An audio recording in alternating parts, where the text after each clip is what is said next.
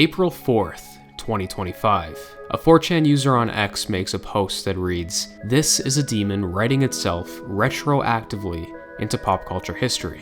You think this is a shitpost, but you'll remember him from your childhood soon enough. Attached was a photo of a man wearing red and white striped pajamas, posing in front of a solid yellow background. The file name was royjpjs.jpg. X began to lose their minds. They frantically searched for any information they could find about Roy J, yet upon their first attempts, there was nothing. The thread was dying down, and people started to shrug it off as just another schizo post. But suddenly, as if someone flipped a switch, articles began to appear. A wiki showed up out of thin air. Videos of Roy performing were uncovered, and they dated as far back as 2008. What was going on?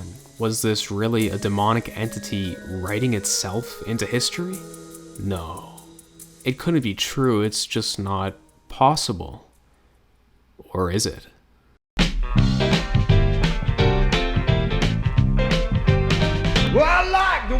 Roy J was born in Norway in 1948 and moved to South Wales when he was 4. From an early age, he displayed a passion for entertainment, creating his own beat group where he would perform for dances and socials. This would be the first of many attempts he would make at achieving stardom. He continued in the world of music for a number of years but found little success, eventually choosing to shoot his shot in stand-up comedy instead. Here he would gain a little more traction, but nowhere near as much as he wanted.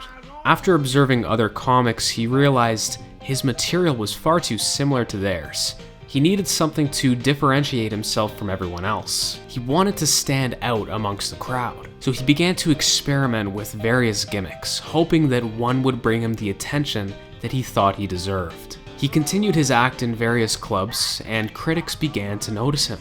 They praised him for his delivery, timing, and ability to hold an audience. But despite this, he remained relatively stagnant. He went through several bouts of depression and alcoholism, feeling like he was getting nowhere, but he wasn't going to give up on his dream.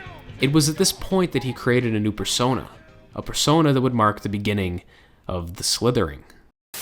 I really find it very refreshing when I see a new comedian arrive on the scene with a style that's all his own, and I'd like you to share that rare pleasure with me now. Here's Roy J.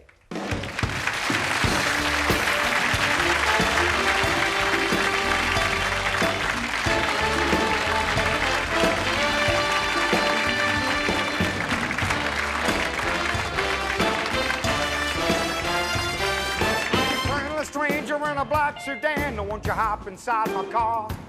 I've got candy floss, I'm a traveling man, and I will take you to the nearest star. Hey. Hi, weirdos. Spook. I used to be a schizophrenic, but we're both okay now. Wow, this place is weird, huh? Slither.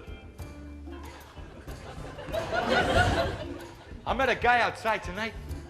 Slither. On his way to the Olympic Games. I said, "Are you a pole vaulter?" He said, "No, German, but how did you know my name?" Background music played continuously as he paced the stage. Each one of his steps were perfectly synchronized with the rhythm. Slither and spook, he'd remark, seemingly randomly throughout the performance. It was weird, but that's what people liked about it.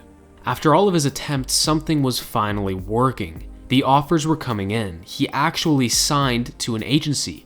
This is what he had been dreaming of. However, while he gained an audience and managed to appear on TV, not everyone was so keen on his act. Many saw through his gimmick, focusing on the substance, which was mediocre at best. But Roy didn't care. He was finally in the spotlight, and to him, that's all that mattered. As his hard work began to pay off, he started drinking and partying more, treating himself for the effort he'd put in. But it wasn't time for him to relax. He should have been focusing on his act. His abuse of alcohol began to affect his work. He'd show up to shoots completely wasted, unfit to act in any reasonable manner. He was not in a good state of mind. It all fell apart during a performance in 1984. He was being heckled in front of an audience of 600 people. Usually he was able to handle it, but on that night, he snapped. Someone yelled at him, "Get him off!" So he did. He took off his pants and revealed his genitals to the entire audience. The police were called and he was thrown in jail for the night. The next morning he was released, but he was ordered to pay a £200 fine. After this ordeal, the gigs dried up. He had a few more appearances on TV, but it was clear that his moment was over. 4 years of fame. After struggling for his entire life, that's all he got. 4 years of fame. Okay, this is fucking bullshit. Of course Roy J isn't a real person. It's obviously that he's an eldritch, interdimensional demon trying to retroactively weave himself into the public zeitgeist. What is a perfect citizen thinking? More like the imperfect hard. I can't stand this shit. I'm gonna freak. I don't care. I'll report a channel. I hope whatever Roy J is infects his mind and turns into a slither beast, cause I don't care. You fucking loser. You get what you fucking deserve. What the fuck?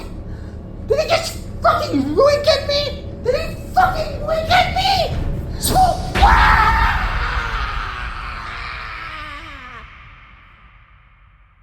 People actually believe that Roy was some sort of demon, capable of writing itself into history. It sounds absurd until you start digging a little deeper. People began to question the supposed story of Roy J. They found several inconsistencies. Some sources claim that he was born in 1928 and died in 1992, while others claim that he was born in 1948 and died in Spain in 2007. Those who were skeptical about Roy's death contacted the crematorium rumored to have held his funeral. Posing as a relative, they requested information regarding his death. The crematorium responded, but they weren't able to share much due to privacy concerns. However, after reviewing their records, they confirmed that there were no entries for the name Roy J in 2007. This was an interesting development, but there was one problem. Roy J was just a stage name.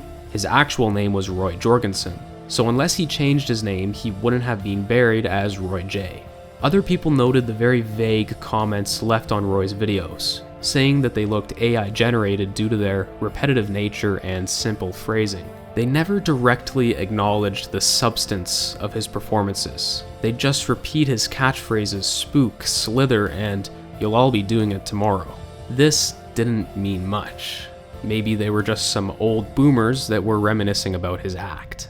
But it only added fuel to the fire, raising the suspicion of those coming from X. It's understandable that there would be inconsistent information surrounding Roy. This was a failed comedian that peaked in 1984, having less than a decade of fame.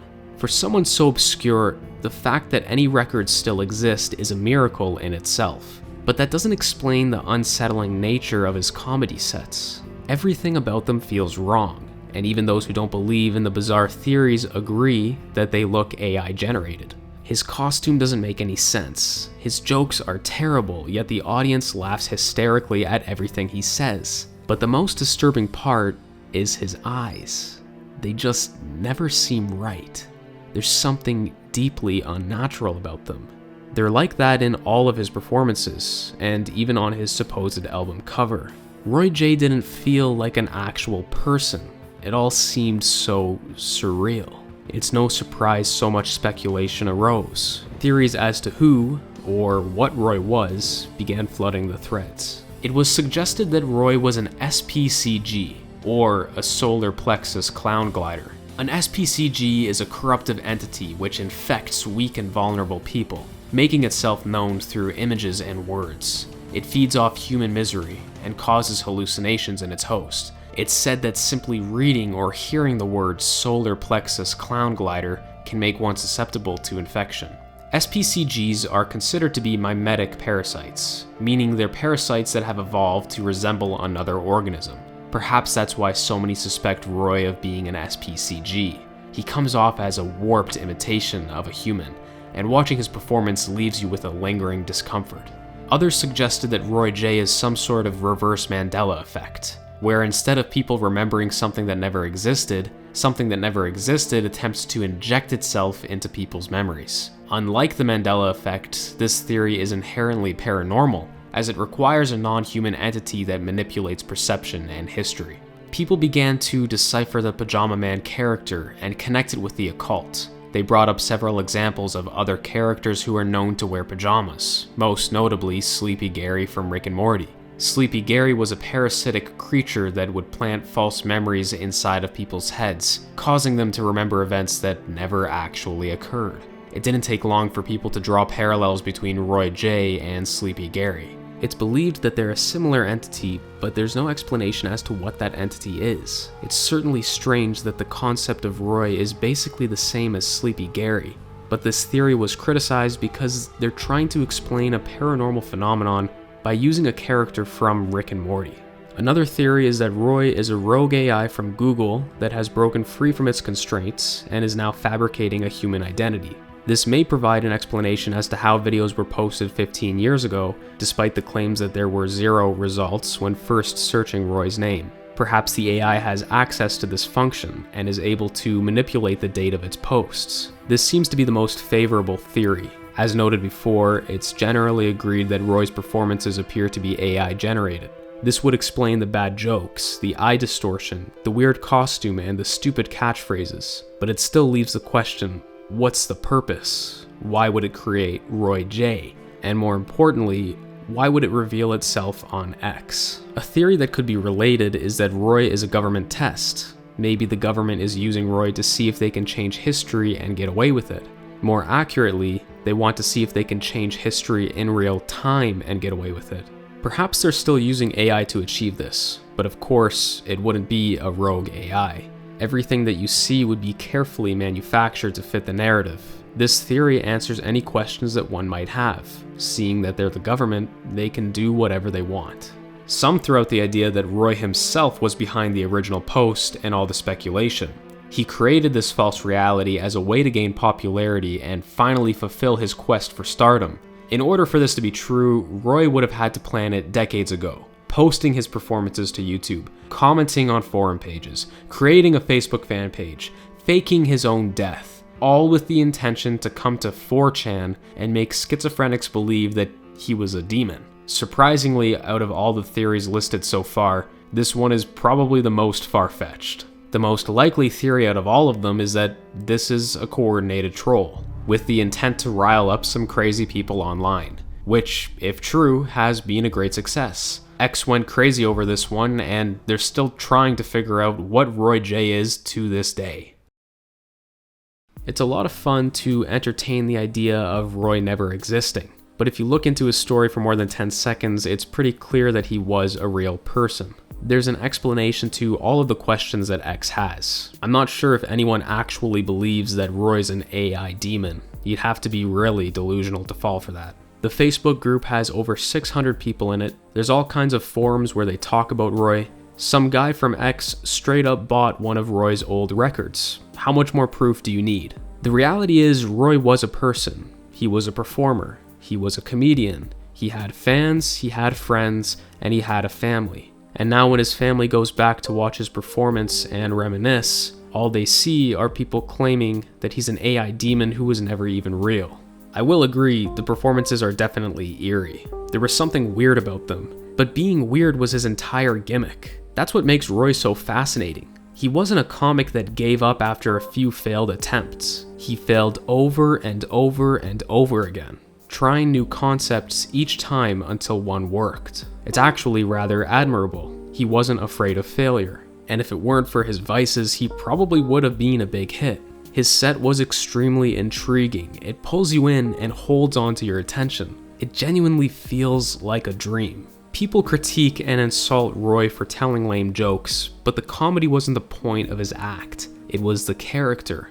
And the character told lame jokes. If the character told good jokes, well then the character wouldn't make sense. Roy J was an interesting figure. He had an impact on many people's lives despite his career being short-lived. It really is a shame things turned out the way they did. And yes, some people think that his act was stupid, but it had this special charm to it. That's why people still talk about it 40 years after it was relevant. And even though he didn't make it big while he was alive, Maybe this is his chance to make it big now that he's passed on. Rest in peace, Roy J. Spooks, slither hither, my friend.